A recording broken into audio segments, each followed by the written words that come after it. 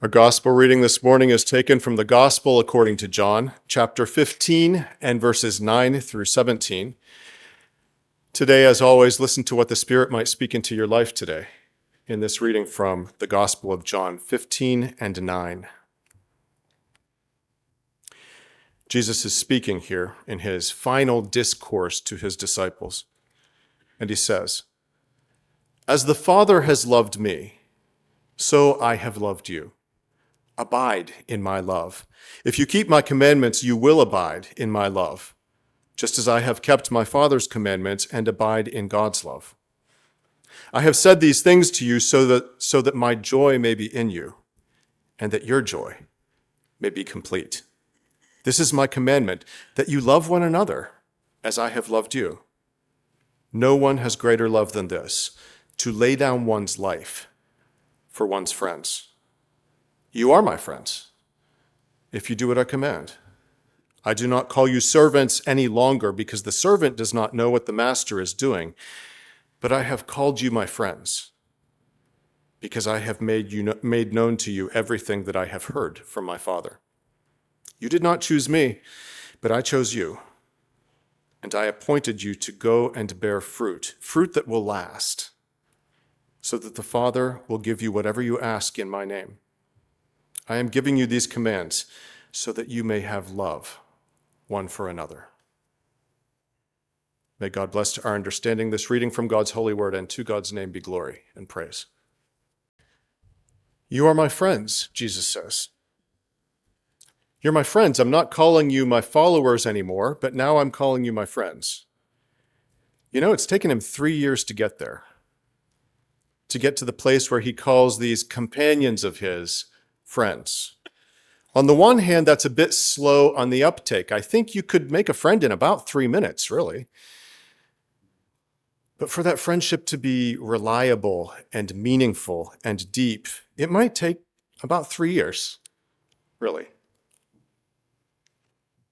It's significant when a person who was once your neighbor or your coworker or your colleague or your classmate becomes an actual friend.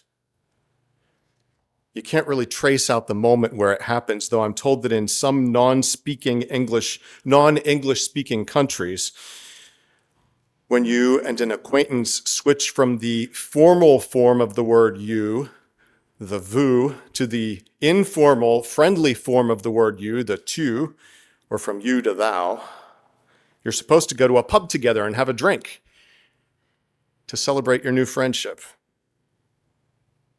Everybody needs friends, and most of us don't have enough.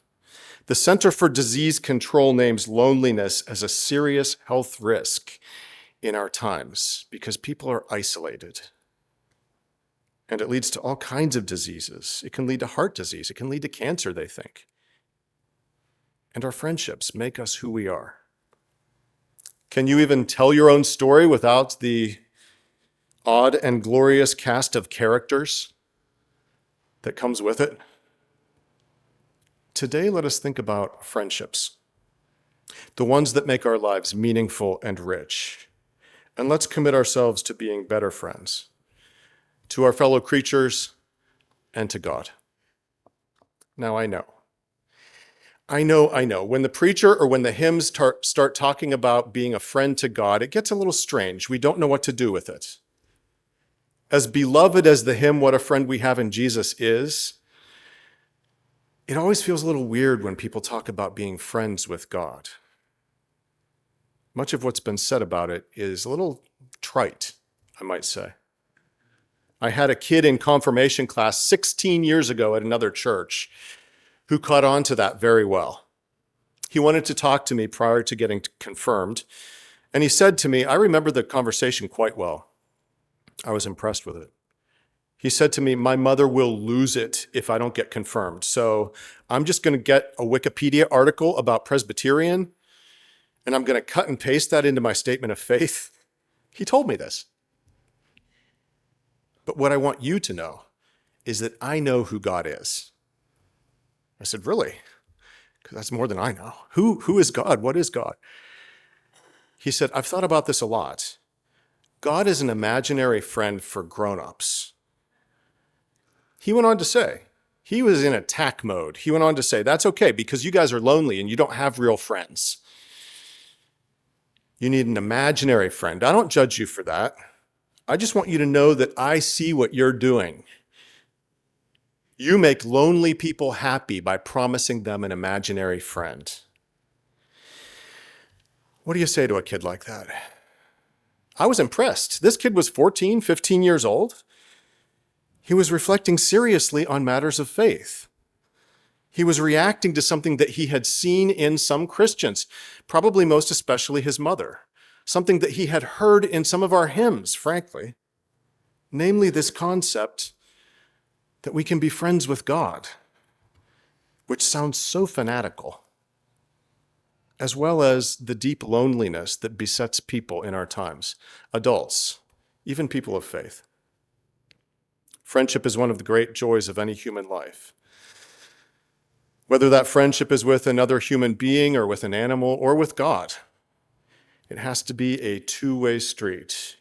You know, your dog will try to love you back by protecting you from the postman, the delivery guy. Your cat will try to love you back by bringing you little gifts sometimes. You may not want them.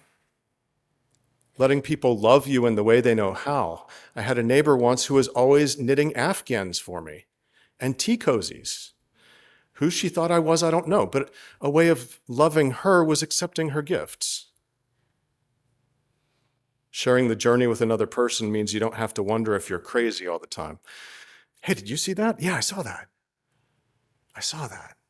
It's confirmation. It gives you perspective on life and on your own life. How do we know ourselves without friends to hold a mirror up to us, to be a mirror for us, to tell us our own story when we forget it?